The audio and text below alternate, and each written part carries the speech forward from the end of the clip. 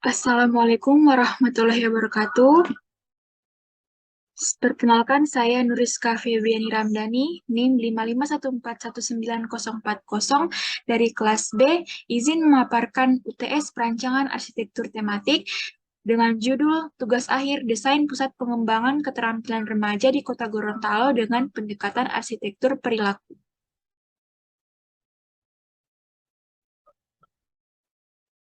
Pemaparan saya akan dimulai dari penjelasan bab 1. Untuk bab satu ada latar belakang, yaitu remaja merupakan masa peralihan dari masa kanak-kanak awal menuju masa dewasa. Masa dewasa awal dimulai sekitar usia 10-12 dan berakhir sekitar usia 18-22 tahun menurut Montanisa dan Carnelli tahun 2021. Adapun menurut WHO 2019, batas usia remaja adalah 10-19 tahun sebagai batasannya. Selama periode ini, remaja biasanya berpikir kritis dan mudah mempengaruhi lingkungannya.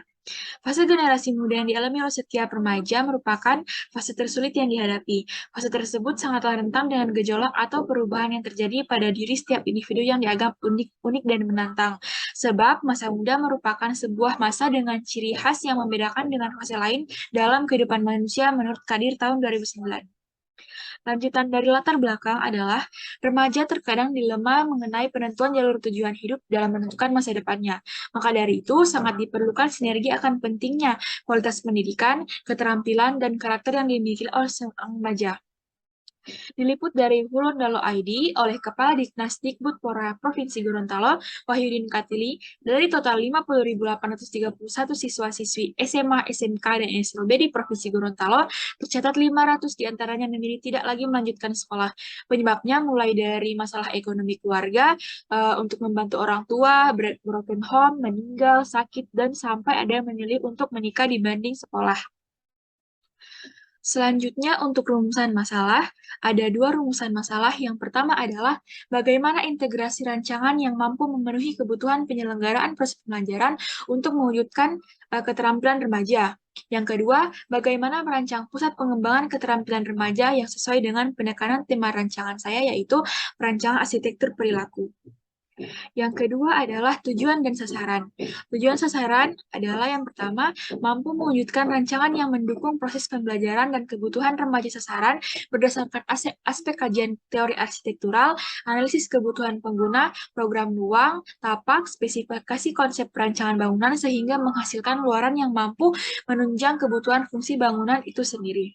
Yang kedua, mampu merancang bangunan pusat pengembangan keterampilan remaja yang menekankan tema perancangan yaitu arsitektur perilaku dengan mempertimbangkan aspek-aspek perilaku pengguna dan desain arsitektural atau lingkungan fisik sebagai fasilitator penunjang perilaku dengan lingkungan sekitar.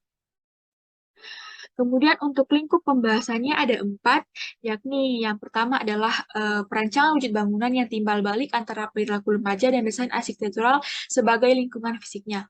Yang kedua adalah fasilitas-fasilitas bangunan yang digunakan dalam bangunan pusat perancangan ini. Maksudnya pusat perencanaan keterampilan remaja ini. Kemudian ada kedinamisan fasad dan tatanan ruang. Yang keempat adalah pengaturan area tapak luar yang sesuai dengan fungsi desain bangunan yang terintegrasi dengan tema rancangan. Kemudian untuk metode pembahasan adalah yang pertama, identifikasi permasalahan, yaitu pada proses ini dilakukan tahap pencarian permasalahan mengenai sosial, budaya, maupun infrastruktur. Kemudian setelah ditemukan permasalahan, yaitu tingginya angka kependudukan dan kemajuan sumber daya manusia dalam bidang kependidikan. Masalah tersebut kemudian diidentifikasi, kemudian dilakukan observasi dan studi dokumen. Kemudian yang kedua ada studi pustaka dengan mengumpulkan data yang relevan atau sesuai dengan eh, kebutuhan penelitian tugas akhir yang diperoleh dari buku, artikel ilmiah, berita, ataupun sumber yang kredibel lainnya. Yang ketiga ada observasi, yaitu teknik pengumpulan data yang dilakukan dengan mengandalkan data existing sebagai salah satu sumber daya yang digunakan untuk melengkapi penelitian. Kemudian yang keempat ada analisis data. Setelah data ditemukan, maka dilakukan proses analisis data, dokumen analisis pribadi, dan masukan dari pihak berkewajiban untuk menuntut jalannya proposal tugas akhir saya. Kemudian berakhirlah untuk bab 1, lanjut pada bab 2. Untuk bab 2 sudah masuk kepada tinjauan umum. Yang pertama ada definisi pengembangan. Pengembangan adalah kegiatan-kegiatan belajar yang diadakan dalam jangka waktu tertentu guna memperbesar kemungkinan untuk meningkatkan kinerja menurut Harjana tahun 2011. Kemudian definisi keterampilan. Keterampilan merupakan kepandaian melakukan suatu pekerjaan yang cepat dan benar. Dalam hal ini, ruang lingkup keterampilan sangat luas, yaitu melingkupi berbagai kegiatan antara lain perbuatan, berpikir, berbicara, mendengar, melihat, dan lain sebagainya menurut Zahri dan kawan-kawan tahun 2017. Kemudian definisi remaja. Remaja merupakan perkembangan yang merupakan dari masa transisi anak-anak menuju masa dewasa. Masa ini dimulai sekitar pada usia 12 tahun dan berakhir pada 21 tahun menurut King tahun 2012. Masa remaja merupakan masa peralihan antara masa kehidupan anak-anak dan kehidupan orang dewasa yang sering dikenal dengan pencarian jati diri atau ego identity. Kemudian lanjut pada tinjauan umum. Tinjauan umum ini ada terdiri dari jenis-jenis keterampilan yang saya peroleh untuk menunjang bangunan pusat pengembangan keterampilan saya. Yang pertama ada keterampilan menjahit, keterampilan wirausaha, keterampilan tata rias, keterampilan mebel, keterampilan menggambar dan melukis, keterampilan komputasi, keterampilan pertamanan, keterampilan kerajinan tangan, keterampilan tata boga, keterampilan videografi, dan keterampilan desain grafis. Semua jenis-jenis keterampilan ini saya dapatkan dari referensi di Google dan ada beberapa kursus-kursus dari keterampilan ini yang telah dilaksanakan di kota Gorontalo. Kemudian selanjutnya ada tinjauan khusus beralih kepada penekanan temanya. Untuk penekanan tema saya yaitu arsitektur perilaku. Mulai dari definisi perilaku, perilaku manusia pada hakikatnya adalah suatu aktivitas dari manusia itu sendiri. Perilaku juga adalah apa yang dikerjakan oleh organisme tersebut, baik dapat diamati secara langsung atau tidak langsung, yang berarti bahwa perilaku terjadi apabila ada sesuatu yang diperlukan sehingga menimbulkan reaksi, yakni disebut rangsangan. Dengan demikian, suatu rangsangan tersebut akan menghasilkan reaksi perilaku tertentu menurut Tonto Atmojo tahun 2007 dalam Jurnal F tahun 2015. Kemudian definisi arsitektur perilaku.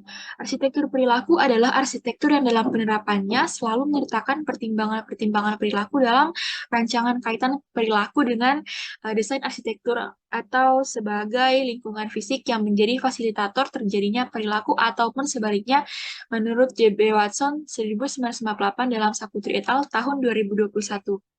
Kemudian prinsip-prinsip arsitektur perilaku adalah menurut Thomas J. David dalam Alivia 2021, yaitu yang pertama, mampu berkomunikasi dengan manusia dan lingkungan. Yang kedua, mewadahi aktivitas penghuninya dengan nyaman dan menyenangkan. Yang ketiga, memenuhi nilai estetika, komposisi, dan estetika bentuk bangunan tersebut.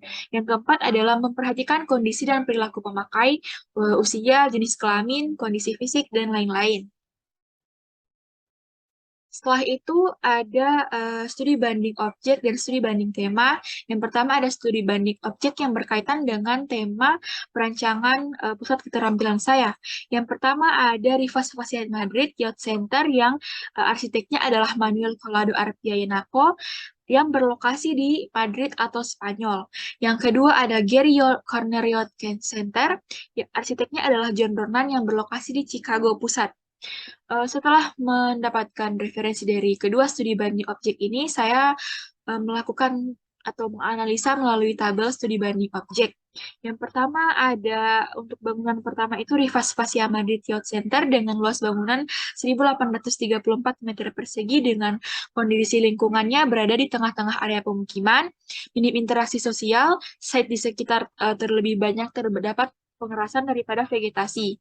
Kemudian langgam bangunannya adalah hasil transformasi atau kedinamisan geometri arsitektur. Yang kedua ada gabungan antara persegi panjang dan bentuk bintang yang dijadikan sebagai fasad dan penutup bangunan. Kemudian fasilitas-fasilitas dalam Rivas Fascia Madrid ini ada ruang pertunjukan, atrium, ruang seni, ruang kelas penerimaan materi, titik kumpul, ruang diskusi, ruang servis, ruang latihan, dan ruang latihan praktek. Yang kedua ada Gary Corner Yacht Center. Gary Corner Yacht Center dengan luasan yang lebih besar, dengan luasan 696,72 meter persegi. Untuk kondisi lingkungannya, Gary Cornerian Center ini terletak di pinggir jalan kota Chicago sehingga bangunannya itu lebih gampang eksistensinya terlihat. Kemudian yang kedua, lebih banyak terdapat vegetasi daripada pengerasan di sekitar bangunan ini. Kemudian untuk langgam bangunan masih sama, bentuk bangunan adalah gabungan dua buah persegi panjang yang disusun menampilkan model arsitektur modern yang monoton. Kemudian ada variasi warna dari material ekspos.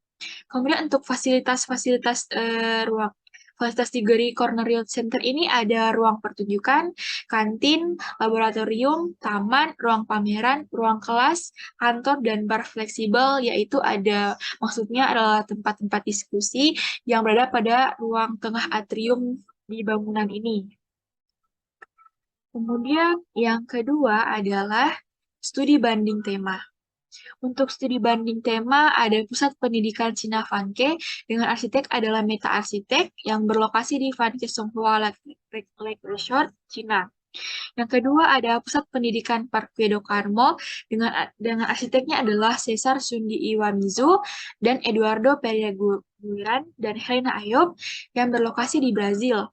Setelah saya mendapatkan referensi dari kedua studi banding tema yang sama-sama merupakan pusat pengembangan keterampilan remaja juga, maka di sini saya melakukan analisa tabel studi banding tema. Yang pertama ini ada penerapan temanya. Ini saya ambil berdasarkan prinsip-prinsip arsitektur perilaku yang telah diperkecil lagi. Yang pertama ada bagaimana bisa berkomunikasi dengan manusia dan lingkungan. Untuk pusat pendidikan yang pertama ada Van Kesong Cina. Yang pertama mampu menampung beragam etnis pemuda di seluruh dunia. Yang kedua terdapat kegiatan belajar mengajar dan perkemahan. Untuk bangunan kedua, Pusat Pendidikan Parque do Carmo. Yang pertama ada beragam ruang komunalnya. Terdapat satu inti atrium yang menjadi pusat kegiatan remaja untuk berinteraksi dan berpraktik di dalamnya. Yang ketiga ada konektivitas antara tiga masa bangunannya. Kemudian untuk bagian penunjukan bahan bangunan dan struktur, yang kedua bangunan ini sama-sama menggunakan material beton dan kaca. Kemudian untuk kenyamanan fisik dan psikologis, untuk pusat pendidikan Van Kesonghua Cina ini, yang pertama ada jalinan interaksi yang bagus antara atrium yang memiliki pola penataan dan yang dinamis dan fleksibel. Yang kedua ada kenyamanan fisik yang dibuktikan dengan adanya pencahayaan dan penghawaan yang maksimal hasil dari pengolahan jalur masuk udara dan cahaya dari jendela dan ruang terbuka yang ada di dalam bangunan ini. Yang kedua untuk Pusat Pendidikan Parque do Carmo. Yang pertama ada implementasi prinsip pendidikan yang tidak ingin terpengaruh modernisasi. Dapat dilihat dari site bangunan ini, dia terletak di tengah-tengah pemukiman warga seperti itu. Kemudian yang kedua ada lapangan bola dan kolam renang menjadi area penunjang yang mampu menambah ketertarikan siswa dan pengunjung untuk berkumpul di area tersebut. Kemudian untuk Unity, keseimbangan proporsi sekalian irama. Untuk bangunan Cina Vanke ini, bangunan ini bermasa banyak yang terbentuk dari gabungan geometri arsitektur sehingga mampu menciptakan Unity. Yang kedua, bentuk bangunan cenderung monoton. Yang ketiga, elevasi lantai yang berbeda-beda. Dan keempat, ada irama yang tercipta secara berulang-ulang yang terbukti pada penggunaan material pada fasad. Kemudian untuk pusat pendidikan Parque do Carmo ini, bangunan ini bermasa banyak yang terbentuk dari gabungan geometri arsitektur juga. Kemudian yang kedua ada bentuk bangunan dinamis, yang ketiga elevasi lantai yang berbeda-beda, dan keempat ada irama yang tercipta dari masa bangunan dan kolom. Yang bisa kita lihat itu ada penampilan kolom yang secara berulang-ulang dan lebih terlihat keberadaannya seperti itu. Kemudian demikian presentasi evaluasi UTS Perancangan Arsitektur Tematik dengan judul Desain Pusat Pengembangan Keterampilan Remaja di Kota Gorontalo dengan Pendekatan Arsitektur Perilaku. Demikian, terima kasih. Assalamualaikum warahmatullahi wabarakatuh.